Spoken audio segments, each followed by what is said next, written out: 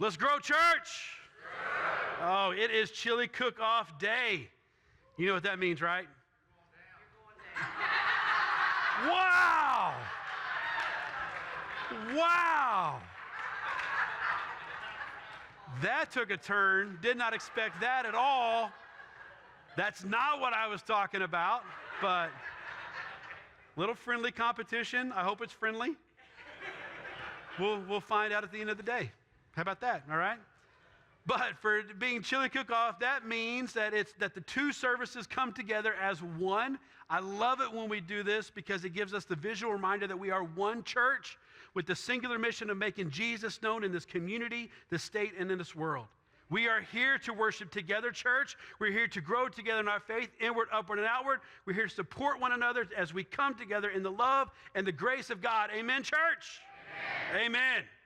The other side of it being chili cook-off day is now you have to sit in here and listen to me while the smells of the chili waft up from the gym, and my message is just under an hour and a half.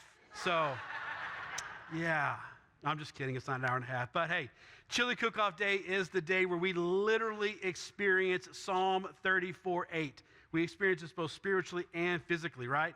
Psalm 34:8, if you don't know, it says this: taste and see that the Lord is good.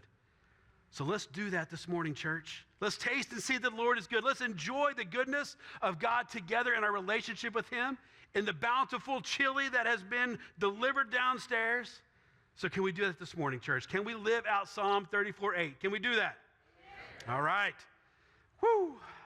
Well, we are in the fourth week of our series entitled Decide to Pre-Decide, where we are discussing the fact that we make tens of thousands of decisions a day, with many being made on the subconscious level and only a small fraction actually being made with intentional thought.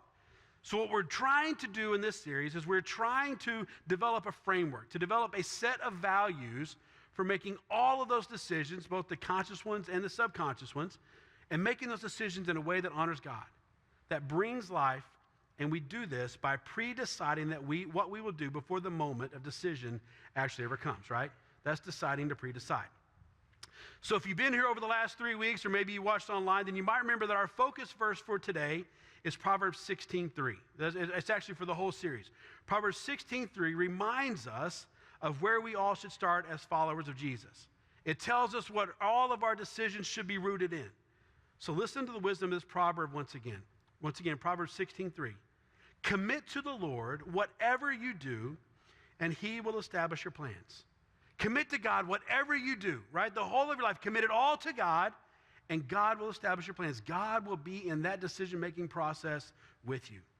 Now, I want you to store this in your minds because our verse for the day is very similar, and we're going to build off of kind of all of this thought here in just a moment. But if we can live out Proverbs 16:3, then we learn that our decision-making process becomes much easier. Once again, this happens because our value system, right, the ranking of what we value the most within ourselves is transformed, and it falls in line with what God would have for us. So we looked at this in terms of deciding to pre-decide what we're going to do when temptation comes our way, right? Long before we ever encounter any type of temptation, we're going to examine the cost, right? We're going to be honest about the good and the bad of what saying yes to that temptation might mean. And then we're going to move that line that we're not going to cross, right? We draw a line in the sand. We're not going to cross this line. We're not going to come near temptation. We got to move that line a little farther back and a little farther back away from any possible temptation. And then we're going to have an exit strategy for when temptation does come. Well, last week we talked about this in terms of being consistently consistent. Everybody say that with me. Consistently consistent. We say that we are committed, right? We say that we're committed, but yet our lives show that we're not consistent in that commitment. Now, one of the things that I told you last week is that commitment is a feeling of dedication to something, while consistency is the act of following through on that commitment. Commitment drives consistency, and consistency reinforces commitment over time. In other words, to be consistent, we've got to be committed, and the only way to truly live out that commitment is to be consistent, right? So commitment and consistency go hand in hand. So like I said last week, the struggle to be consistent is real. And so if we're going to be consistently consistent, then we have to know the why behind the commitment, right? Why are we committed to this? We have to offer ourselves some grace instead of excuses when consistency fails. And then we have to fall in love with the process, right? Just move past like, hey, I'm reaching the goal, and actually fall in love with the journey. So today I tell you all this because today we're going to build off of all of this. But before we do, I want to ask you a question, okay? You don't have to raise your hands or anything else. I just want to ask you this question and have you think about it. How many of you all would say that you are average? You don't have to raise your hand, Amanda. You don't have to. You can if you want, I guess. So you bring them up, yeah? How many of you all would say that you're average? The rest of you might be saying average what, right? Average what? I say you're saying average height, average weight, average work ethic, average athleticism, average wealth, average what? Well, let me tell you what brought this on and where my brain took it. So all of this came to me when I was scrolling through Facebook Reels, and I caught a video of someone walking through the Magic Kingdom at Walt Disney World. Now, you may not know this about me, but I'm a huge Disney fan, and I actually worked at Walt Disney World, specifically Epcot, when I was in college. So anytime I see a video or a picture of something Disney, I normally stop and I kind of see what's going on. Well, in this video, like I said, this person's just walking through the Magic Kingdom, and then all of a sudden, words pop up in the middle of the screen over the top of the video, and I will tell you, at first I was a little perturbed, right? I don't really care what you have to say. I want to see what's going on, right? You just covered it up, so I couldn't see it. But then I read it, and I'll be honest with you, it kind of made me chuckle just a little bit. It said the average person goes to Disney 3.5 times in their life. The average person goes to Disney 3.5 times in their life. And those words remained on there for a minute, and then all of a sudden, about 3 seconds later, they disappeared. And then in all caps, it says, finally, I'm above average, with about 20 exclamation points. So obviously, this person has been to Disney more than 3.5 times, right? Well, that statement stuck with me, and I began to wonder about this use of this term, average, right? Average. I know what the average is in math. It's the mean, right? It's the sum of a set of numbers divided by the count of all those numbers. But then I also know that looking at the data, there's the median, right? And the median is the middle value. There's the mode, which is the most common value. So I began to wonder how all of this begins to work together, especially when somebody's going to use the term average. And honestly, I would tell you, I spent way too much time on this. And by the time it was said and done, I had moved past just exploring what the average how it all would work out, but instead I really started to focus on what the average world looks like. And so in doing so, I ran across a 2021 news report from Youngstown, Ohio. And I will tell you, the on-air delivery was not very lively, so I kind of stopped listening to that, and I just read what they had in there instead. It said that based on a study developed for National Geographic, the typical human, right, the average Joe on Earth would be a 28-year-old Chinese man. Men just about outnumber women, and there are more Chinese men than any other nationality. By 2030, the average person will come from India. What else do we know about this average human? He is right-handed, makes less than $12,000 a year, has a mobile phone, and doesn't have a bank account.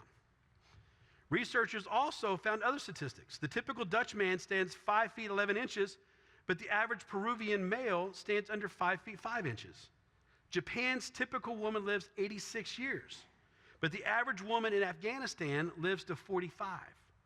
The typical American uses 100 gallons of water at home per day compared to 2.5 gallons for the typical Ethiopian. And some Ethiopians spend all day collecting it. The most spoken language is Mandarin Chinese. 1/3 of the world is Christian, with 21% Muslim and 13% Hindu. 51% of us live in cities. So now I ask you again, church, are you average? Who knows, right? I mean, we don't know if we're average or not. We really don't. But even though we might be left scratching our heads wondering if we're average, above average, or below average, I still think there's some benefit in understanding averages, is that it kind of gives us a snapshot of the world in which we live. Now, all of this article was interesting to me, but the part that really stood out was the fact that 33% of the world is Christian, right? 21% is Muslim and 13% are Hindu. 33% of the world's population say they are followers of Jesus. So the next logical question for my brain to go to then was, what does the average Christian look like? Right? I mean, that's kind of, you're following that pattern, right? So I Googled that, and there was way too many different things out there. So I kind of narrowed it down, and I asked the question, what does the average American Christian look like? Right? Kind of apples to apples here. About 63% of Americans identify as Christians, A Google AI overview says that based on recent data, the average Christian in the U.S. is likely white, older than the general population, and has a specific Christian affiliation, often Protestant or Catholic. Okay, but tell me about their spiritual habits, right? How are they living out that Christian faith? I mean, after all, you can claim the name Christian all day long and not do things like spend time in Bible study or spend time in prayer or going to church. Well, the Barna Group, based on multiple studies they've conducted, says that only 1 in 4 Americans are practicing Christians. 63% versus 25%. Practicing Christians means they are praying, that they read the Bible, and they go to church. 1 in 4, 25%. The average American Christian does pray at least once a week, but that average time of prayer each week is 5 minutes or less. The 11% of Americans, only 11% of American Christians, read their Bible every day. The average American Christian attends worship, goes to church once a month. So let me ask that question that I asked at the very beginning once again. And once again, you don't need to raise your hands. But how many of y'all are average? Takes a little different tone now, doesn't it? You know, I'd like to say that I was astonished by these statistics. I would like to say that, but sadly I wasn't. You see, these numbers show the reality of the Christian faith in America today. They illustrate this huge rift between what it means to be a Christian, right? The commitment that we talked about, commitment to Christ, and the consistency of being a Christian, the consistency living like Christ. We say we are committed to God. We say that we're devoted to God, but yet we don't spend any time with God. And why is this? Very simply, we have not pre-decided to do so, right? You see, this is the problem. The problem is life gets so busy, and we just don't make any time for God. Craig Rochelle of Life.Church, he put it like this in one of his messages. He said, 1 week of your life has 168 hours in it.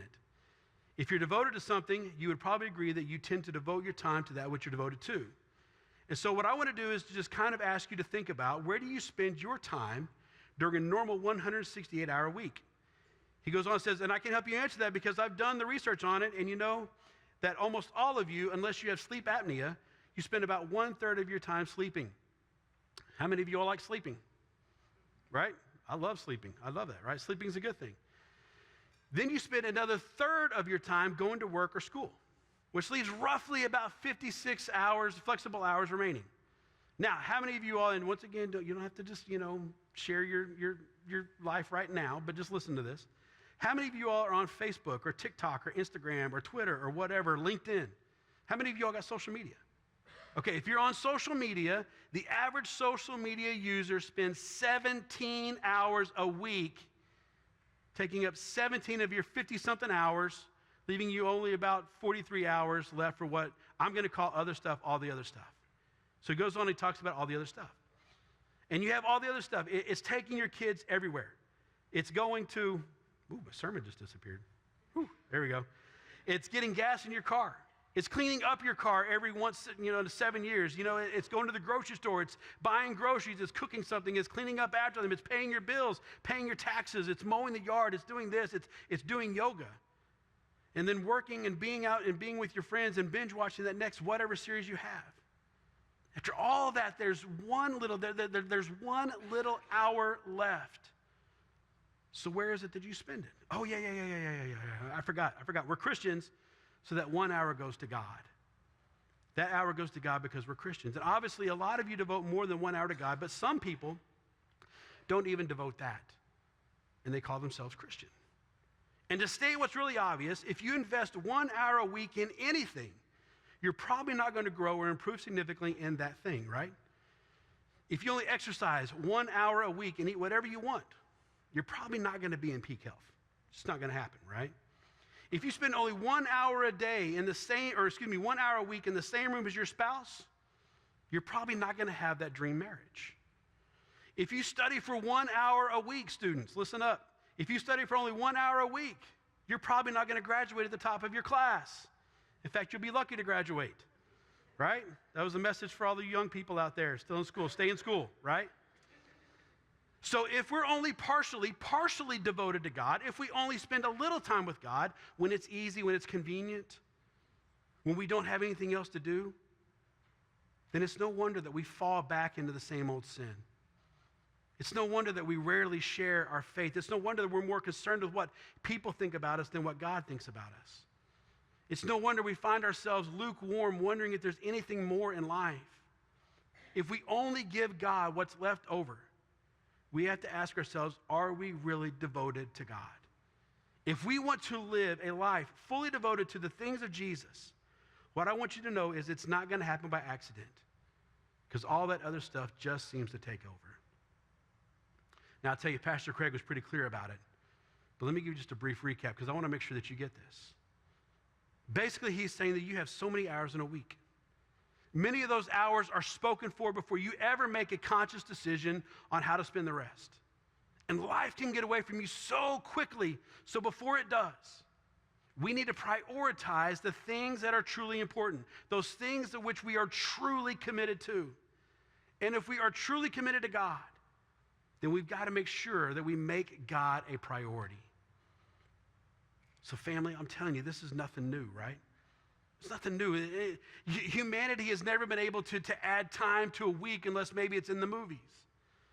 Humanity has always struggled to strike a balance between what is truly important and just kind of the natural flow of life. In fact, Jesus knew this so well. But at the same time, Jesus did a much better job of keeping the priority. So if you have your Bibles with you this morning, please join me in the gospel according to Mathew to see what Jesus had to say about this. The gospel according to Matthew, we're going to be in chapter 6, and we're going to look at verse 33. Just so you know, the verses leading up to verse 33, we see Jesus is talking about the subject of worry. And that's definitely something that can occupy a lot of our time, right? So he tells the crowds, don't worry about your clothes or what you're eating or what you're going to drink. He tells us that God in whom we live and move and have our being, as Paul says, God knows that we need all of these things. And then Jesus makes this statement, verse 33. It's going to be on the screen, and I want you to say it with me, church. You ready? But seek first his kingdom and his righteousness, and all these things will be given to you as well. Seek first. Before anything else, seek first his kingdom and his righteousness. Make God a priority. That's what Jesus is saying. But more than that, just making God a priority, we got to make God a priority by seeking him. We got to put some action into it. So to keep with the theme of this series, Decide to Pre-Decide, we have to pre-decide now how we're going to solve this problem of not having time to be with God before the decisions about where all of our time goes is ever even made. Like any meaningful relationship, a growing and vibrant relationship with God doesn't just happen. We've got to be intentional, church, right? We've got to be intentional in making God a priority. Or friends, if we don't make God a priority, God will never be a priority. And the best example of this, the best example of someone who, like I said, made God a priority in everything is found in Jesus himself. Jesus knew how to seek God and was consistently consistent in doing so. So what can we learn from the life of Jesus in terms of keeping the priority, about being committed and consistent in our relationship with God? What can we learn from Jesus? Everything, right? I mean, we literally can learn everything from Jesus. But specifically, we can learn how the pre-decision to schedule intentional time with God should happen. Now, you all are familiar with schedules, right? Right? You guys know what schedules are, right? You probably live your life by some sort of a schedule. You know that to schedule anything, you need to know some pertinent information. You need to know what's happening, right? What is the what, right? What is the what? The what is going to take kids to a band concert. The what is a trip to the doctor to get your infected toe looked at. I threw that in there just so you weren't thinking about chili anymore, right? So now you're thinking about an infected toe and you're not hungry. I got you for the next hour, but the what is a sunny vacation to the shores of the Bahamas, right? For us as followers of Christ, the what is to spend time in the loving and grace-filled presence of God so that we can grow in our relationship and be more and more like Jesus. That's the what of the Christian life. Some of us are average at the what, as I shared before. Some of us are a little below average at the what. Some of us are above average at the what. But the what, that's the easy part. Because now comes the planning. In the planning process, to complete the what, we need to set the time aside to do so. We had to set the time aside. When we block out time for the what, it becomes protected on our busy calendars, right? We see it and we begin to schedule things around it. We see this in the life of Jesus, right? In Luke 22, Jesus was getting closer and closer to the cross. In fact, that very night, he was going to be betrayed by Judas, and he knew this. So what does Jesus do? He went to God. Starting in verse 39 of Luke 22, we read this. It says, Jesus went out as what, church? Usual, to the Mount of Olives, and his disciples followed him. On reaching the place, he said to them, pray that you will not fall into temptation, right? We talked about this verse a few weeks ago. He withdrew about a stone's throw beyond them, knelt down and prayed. It was usual for him to go and pray. Some translations say as was his custom or as his wont or as he often did or as was his habit. You see, at this point in the relationship with Jesus, the disciples knew. They knew that Jesus was going to make the what happen, right? The what, once again, is spending time with God. But early on, that wasn't the case, right? They're still trying to figure Jesus out. Mark 1:35 says that Jesus got up early to be with God, and the disciples wondered where he went. Jesus abandoned us. Where'd he go? Let's go find Jesus. They couldn't find him, right? They were still new to being this disciple thing, but it didn't take long for Jesus' habits to start to show through. Quickly, it became commonplace for them to see Jesus spending time with God. For Jesus, it was so natural to want to be with God that he didn't have to put it on his calendar.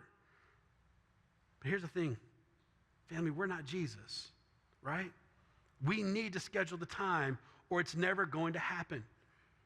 But in the same breath, the more and the more that we become like Jesus, the less we have to schedule it because it becomes natural to us.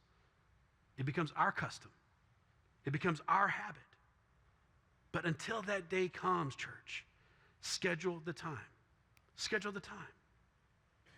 For me, the first thing I do in the day after I wake up is to say just a short prayer focused for the day.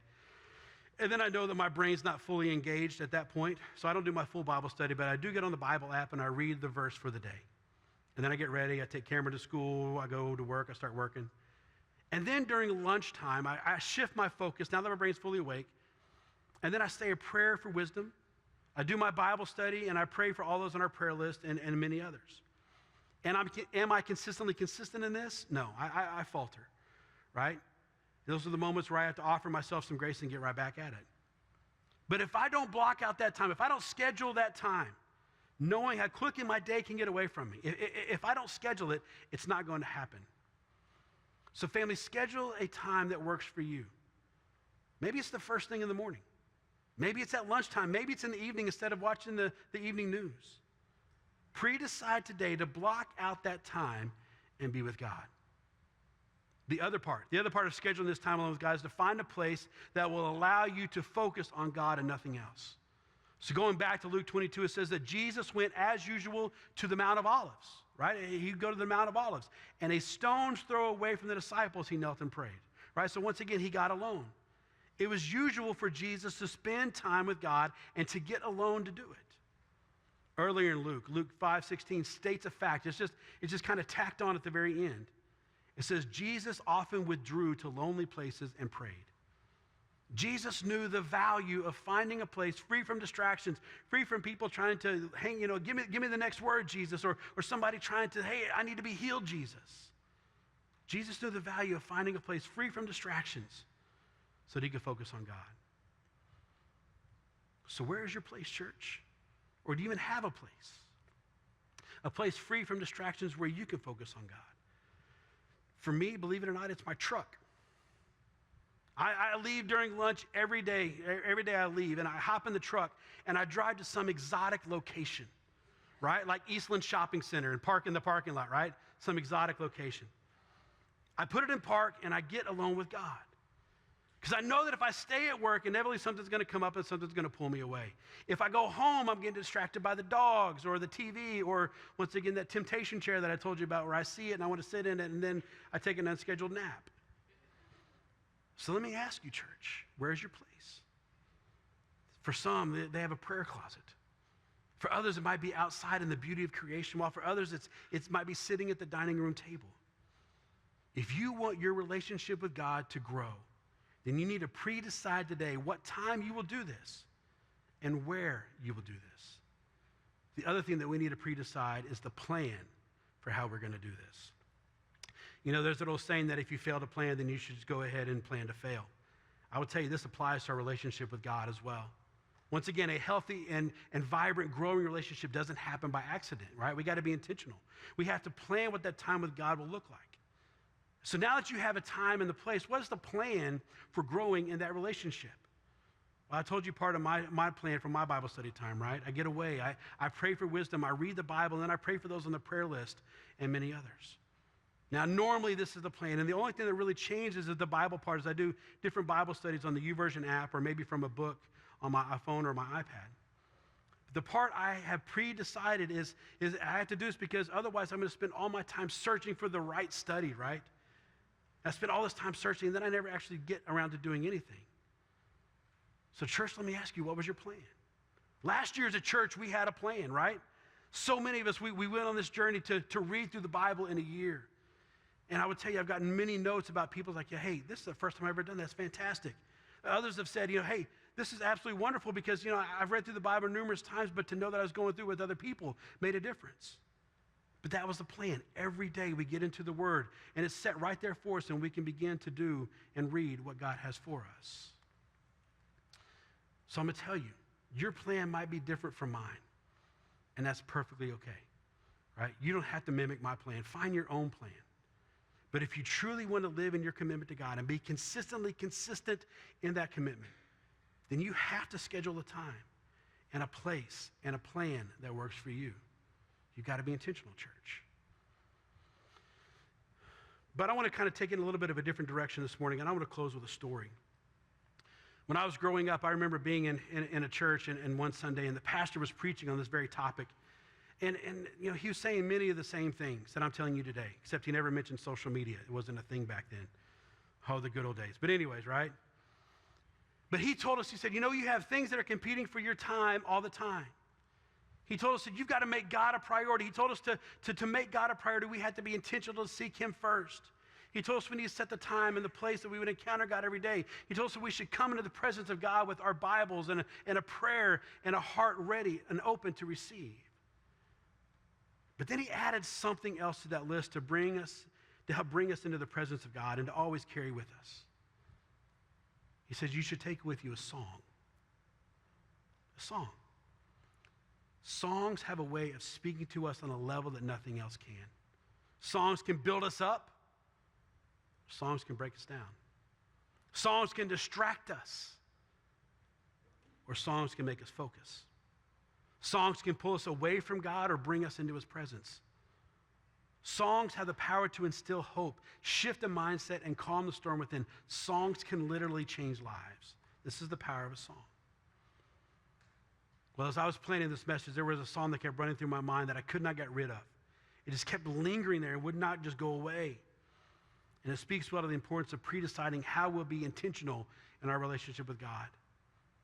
And as I read the lyrics and I listened to it over and over and over again, this song reminded me of the need that I have, the need that you have even, to pre-decide not just to be Christian in name only, but in word and deed. Right? This song helped me to bring me into the very presence of the Almighty.